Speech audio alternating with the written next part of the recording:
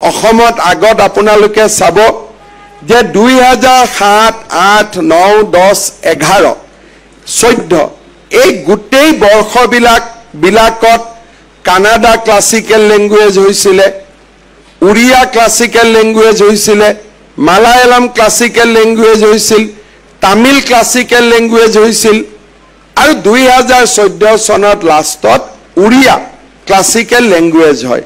সেই সময়ত কোন সরকারবিলাক আছিলে? দিল্লীতো কংগ্রেস আছিলে, দিসপুৰতো কংগ্ৰেস আছিলে, কিন্তু ডাবল ইঞ্জিন সৰকাৰ থাকিও আমাৰ কামবিলাক কৰিব পৰা নাছিলে।